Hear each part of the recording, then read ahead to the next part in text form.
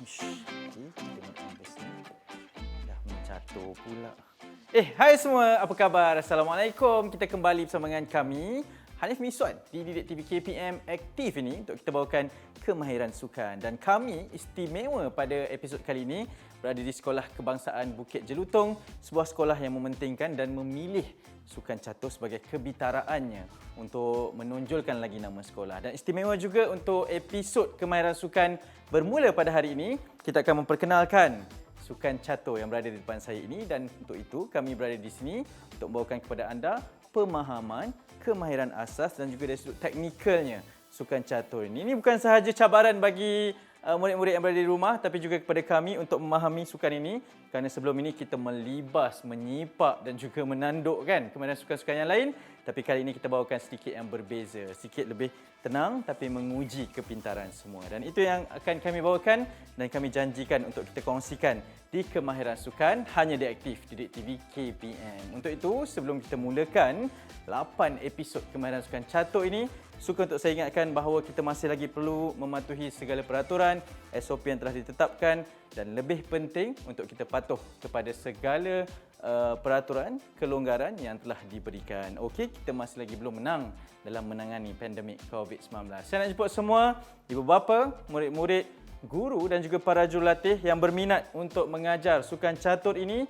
Inilah programnya, inilah kemahiran sukan yang akan kami bawakan. Dan lebih istimewa, kita bawakan seorang cikgu, seorang jurulatih yang sangat hebat, luas pengalamannya dan juga seorang yang sangat cintakan sukan catur ini. Bak kata pepatah lah, kalau bangun-bangun je, sukan catur lah yang akan dipikirkan juga. Okey? Jadi pastinya tak sabar untuk kita mulakan dan sediakan diri anda semua, adakan satu ruang yang baik, sediakan buku nota untuk kita mulakan kemahiran sukan catur sekarang.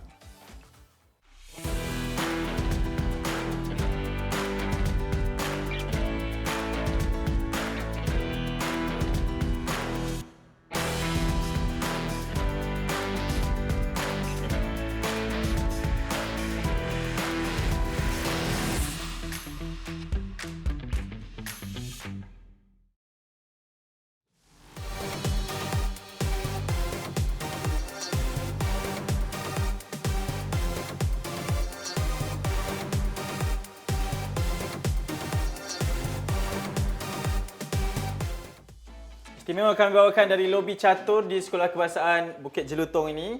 Dan macam yang saya cakap tadi, kita bawakan seorang cikgu yang sangat berpengalaman, iaitu Cikgu Rizal. Cikgu, apa khabar? Khabar baik. Ya, terima kasih kerana sudi bersama kami di Kemahiran Sukan di Aktif Didik TV KPM ini. Mungkin yang pertamanya, mungkin boleh mengambil kesempatan ini untuk memperkenalkan diri kepada murid-murid yang menonton. Silakan. Terima kasih Hanif. Ya. Saya Cikgu Rizal daripada Sekolah Sri Putri, yang mana sekolah tersebut merupakan sekolah berasrama penuh, semua perempuan di sana. Dan saya sebenarnya berkecimpung dalam bidang catur ni sejak saya masuk sekolah sebagai seorang cikgu lagi. Ya, maksudnya memang sukan catur ni menjadi sukan yang tunjang kepada kehidupan cikgu jugalah ya. Ya, betul. Okey cikgu, mungkin cikgu boleh kongsikan berkaitan dengan sukan catur di Malaysia ni, bagaimana sebenarnya perkembangan sukan catur dan bagaimana murid-murid ini diajar bermain sukan catur di sekolah? Biasanya di sekolah, di mana-mana sekolah Kementerian Pendidikan di seluruh Malaysia, kita ada kelab catur. So, kelab catur tu bukan setakat untuk mencukil bakat pemain-pemain catur, dan juga dia mencari juara-juara yang akan mewakili sekolah ke peringkat daerah, ke peringkat negeri dan seterusnya. Ya. Bagaimana sebenarnya sistem pertandingan sukan catur di peringkat sekolah-sekolah ni cikgu, kalau nak difahamkan kepada mereka yang menonton ini? Di KPM sebenarnya sukan catur ni merupakan sukan yang diiktiraf di peringkat kebangsaan, yang mana dipertandingkan di peringkat sekolah, peringkat daerah, dan siapa yang mewakili peringkat daerah, terutama pemain-pemain yang hebat daripada kalangan keluarga catur, biasanya macam tu, dia akan bertanding di peringkat negeri, dan seterusnya yang paling dinanti-nantikan, ditunggu-tunggu oleh semua pemain, itu peringkat kebangsaan MSSM. Wah, jadi ada lapisan pertandingannya jugalah. Ya, saya. Dan dia bergantung kepada kehebatan dan juga kepintaran semua untuk masuk ke pertandingan tersebut. Okey cikgu, ini episod pertama Kemahiran Sukan. Seperti biasa, untuk ketahuan semua, kalaulah yang mengikuti kami di Kemahiran Sukan ini, pastinya tahu kita ada aturannya, ada unsur majunya. Ada memanaskan badan, kemudian aktivitinya dan juga cooling down ataupun menyejukkan badan. Tapi sikit berbeza, sikit istimewa sukan catur ni macam kita cakapkan, kita hanya memberikan fokus kepada aspek teknikal dan juga kepintarannya. Jadi cikgu, episod pertama ini, apa akan cikgu terangkan kepada murid-murid sepanjang 30 minit ini? Ya, saya. Saya akan tunjukkan cara gerakan bagi setiap buah catur yang ada di sini dan juga gerakan-gerakan istimewa ni. Yang mana ramai juga yang tak tahu gerakan istimewa itu menyelamatkan pemain yang bermain sebenarnya. Right. Ada taktikalnya lah yang istimewa ni juga ya. Taktikal tu yang lain pula. Okey. So, sekarang ni bahagian gerakan asas dia dulu. Ya, saya. Okey, kita mulakan dengan gerakan asas dan sekarang kita akan terus mempersilakan Cikgu Rizal untuk memulakan Kemahiran Sukan Asas Catur.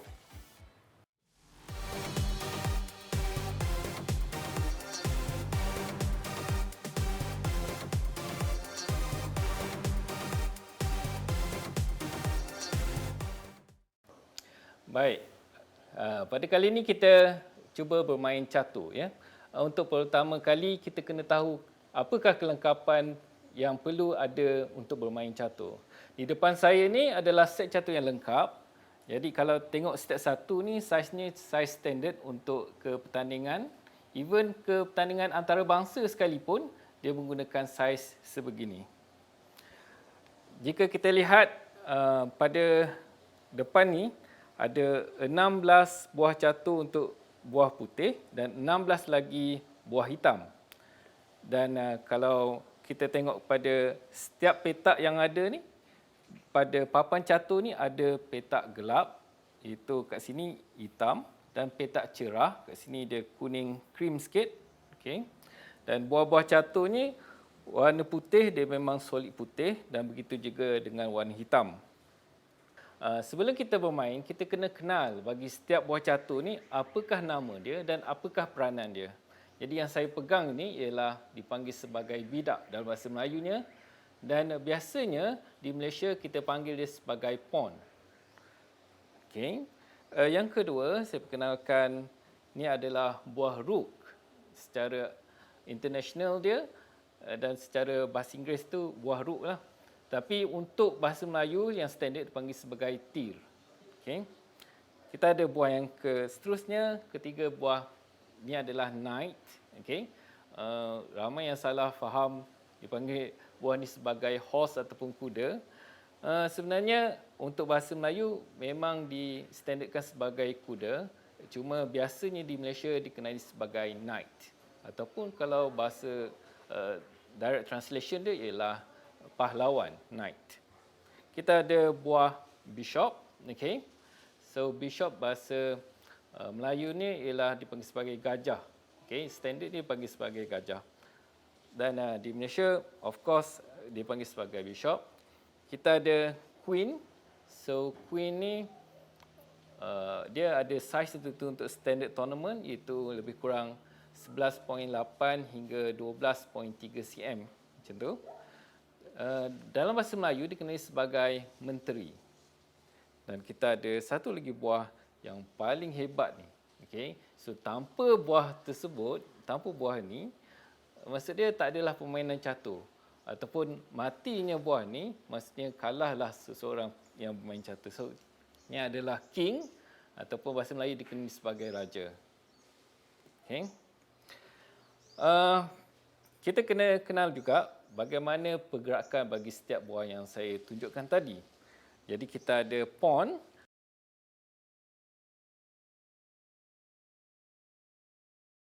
So pawn ni dia adalah satu piece yang sangat lemah, paling lemah daripada berbanding dengan buah-buah yang lain. Walau bagaimanapun, pawn ni merupakan buah yang paling banyak dan yang mana dalam satu-satu permainan tu, so pawn ni boleh dikatakan sebagai jiwa dalam permainan catur. Okay, dalam bahasa Inggerisnya, pawn is the spirits of the chess. So cara pergerakan dia mudah saja, iaitu pergerakan satu ke hadapan. Dan dia tidak bergerak ke kiri dan kanan. Dan untuk permulaan gerakan pawn, dia boleh bergerak 2 langkah ke hadapan. Okey. Dan seterusnya, dia cuma boleh gerak satu tapak sahaja ke hadapan. Dan untuk pawn, dia ada cara makan dia, iaitu secara menyerong. Sebagai contoh, kita ada satu piece atau satu pawn di satu petak ni, dan kita ada pawn putih yang berhadapan dengan dia.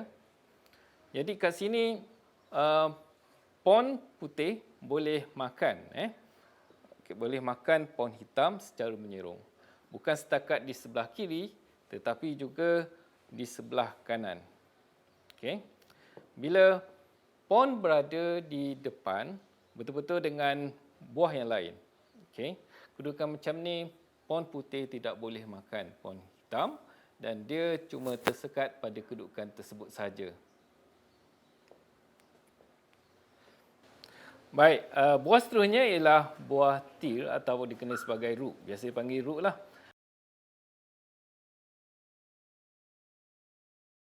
So, pergerakan dia adalah lebih mudah, iaitu dia secara mendatar ataupun menegak.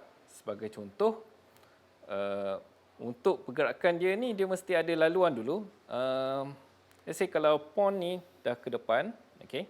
Jadi, rook boleh bergerak secara menegak ke atas satu petak ataupun petak ke seterusnya dan paling hujung sekali. Okay. Dan bila berada pada satu tempat macam ni, rook ni ada pilihan juga untuk bergerak secara mendatar. Satu petak, 2 petak ataupun seterusnya di mana-mana petak yang dikehendaki. Seterusnya kita tengok pada knight ataupun kuda.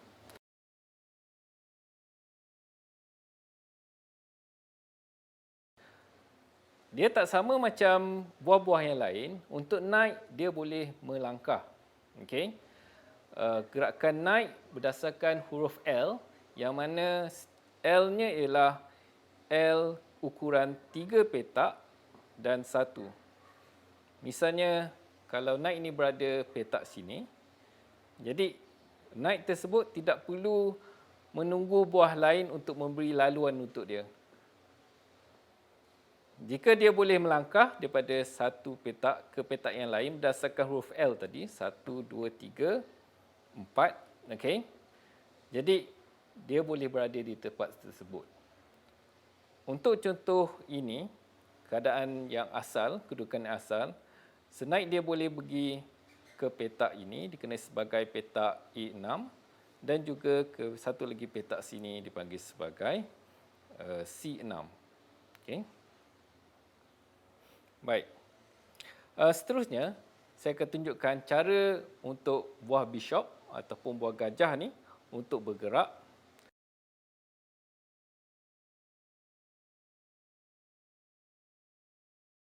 Segajah ni dia sama saja dengan tir, yang mana dia perlukan ruang untuk bergerak. Kalau kedudukan yang asalnya, memang gajah tidak boleh bergerak.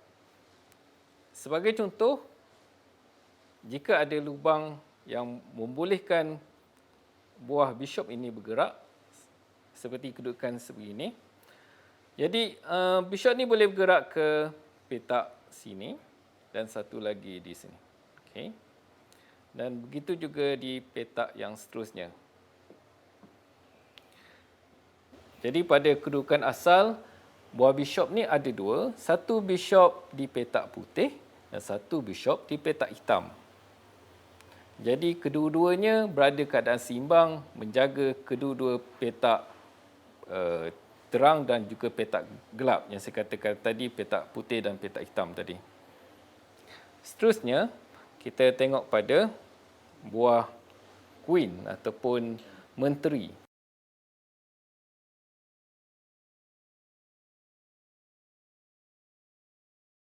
Jadi sebenarnya menteri ini merupakan buah yang paling berkuasa di dalam permainan catur, kerana dia boleh membuat gerakan yang dihasilkan oleh buah rook dan juga bishop. walau bagaimanapun dia tidak sama dengan buah knight, yang mana knight ada kelebihan untuk langkah buah lain, okey, dan pergerakan dia bentuk L. Tidak sebegitu. Actually, untuk buah queen ataupun menteri ni, dia perlukan ruang untuk bergerak. Sebagai contoh, saya bagi sedikit ruang. So, pawn dah keluar. Baik. Di samping pergerakan bagi rook, okey, buah queen ni dia boleh gerak seperti rook dan juga dia boleh gerak seperti bishop. Okey. Dan kita ada satu lagi buah. Okey, yang ni buah raja ataupun king.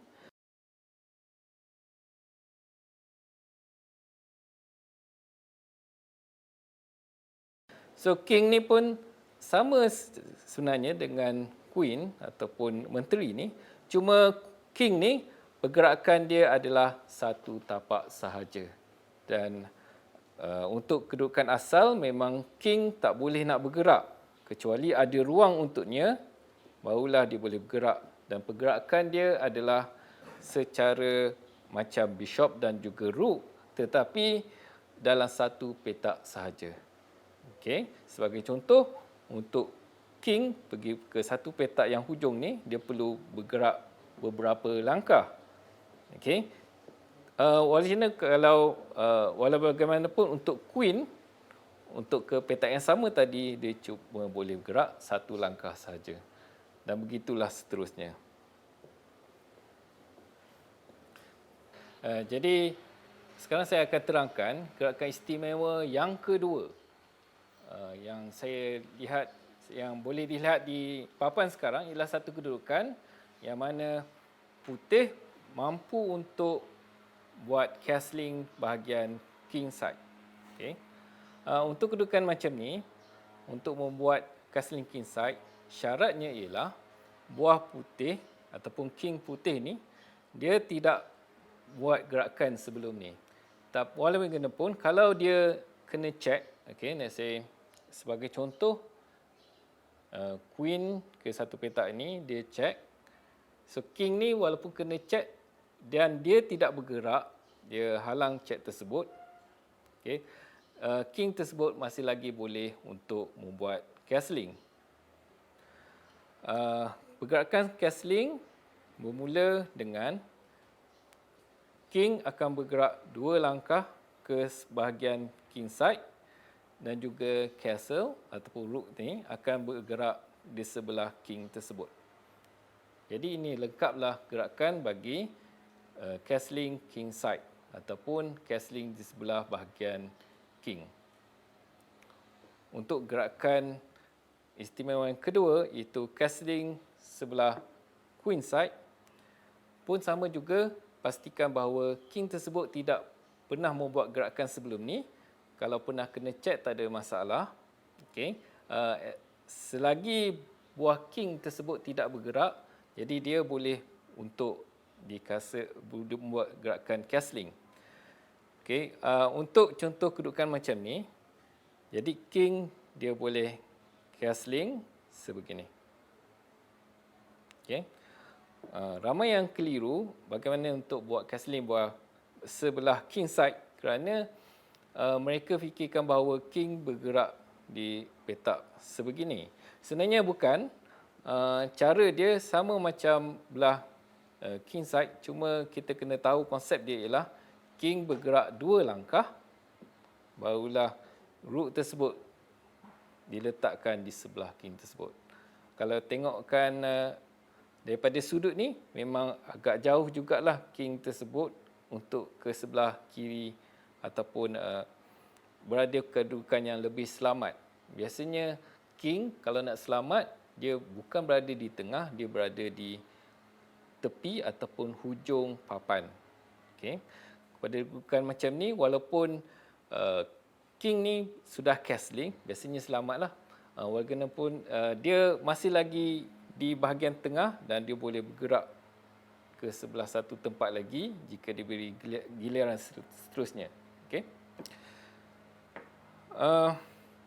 Syarat untuk castling yang selainnya ialah Perantara antara king untuk castling, tidak ada ancaman daripada buah yang lain. Okay, saya cuba set up satu kedudukan. Okey, macam ni. Kalau kedudukan macam ni, buah belah white dia tak boleh naik castling. Sebab apa? Sebab ada halangan bishop ni. Dia telah mengganggu laluan untuk king membuat castling. Okey. Jadi pada kedudukan ini, white dia tidak boleh castling. Okey. Kalau dia melakukan castling juga, ini adalah satu gerakan yang terlarang ataupun dipanggil sebagai illegal move. Walau bagaimanapun, ada satu kedudukan yang mana kedudukan sebegini, okey. Seperti buah buah white ni, dia tak boleh naik castling sebab ada ancaman daripada buah lain terhadap buah rook sini. Macam mana pun kat sini white dia boleh castling, okey. Sebab sepanjang perjalanan depan ni tidak ada gangguan.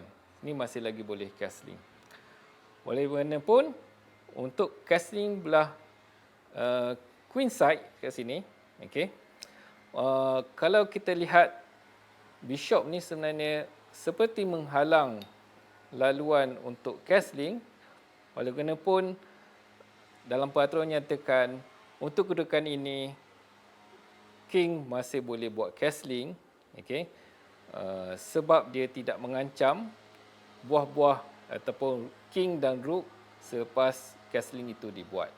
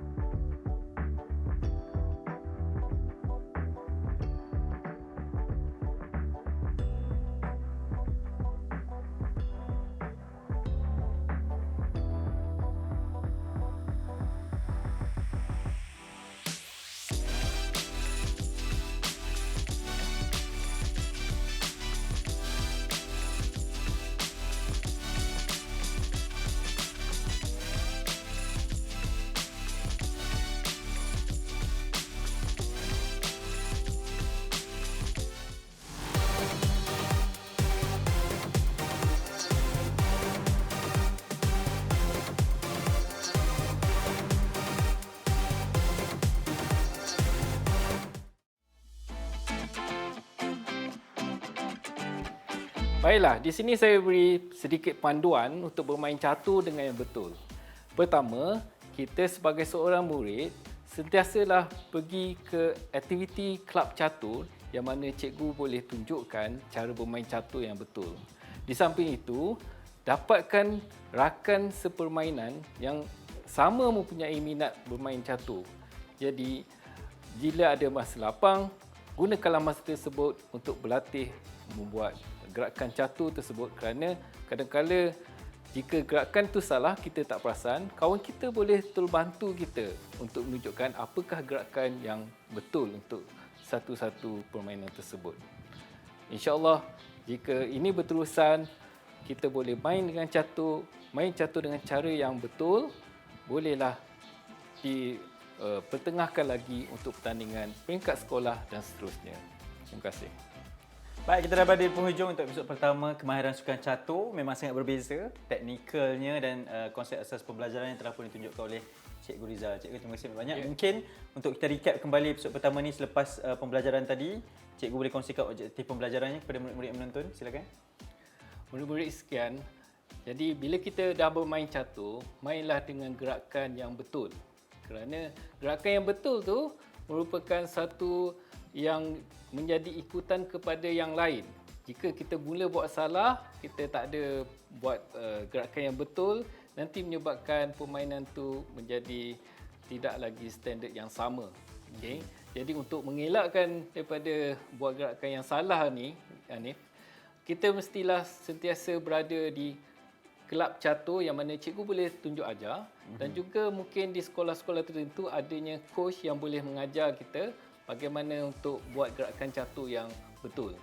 Yang paling mudah ni, kita boleh tengok daripada video-video YouTube, daripada internet untuk buat gerakan yang betul.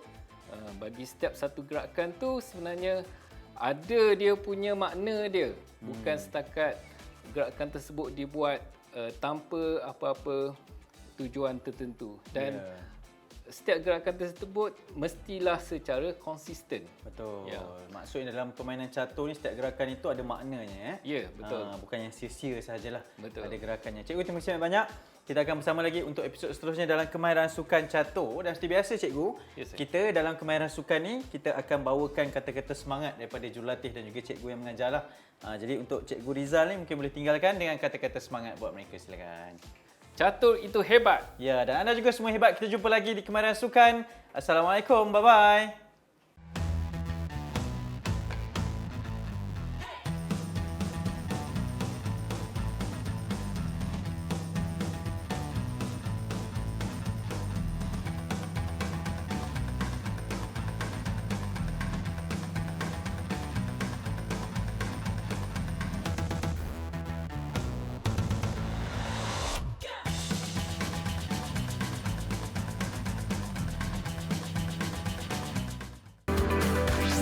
Didik TV KPM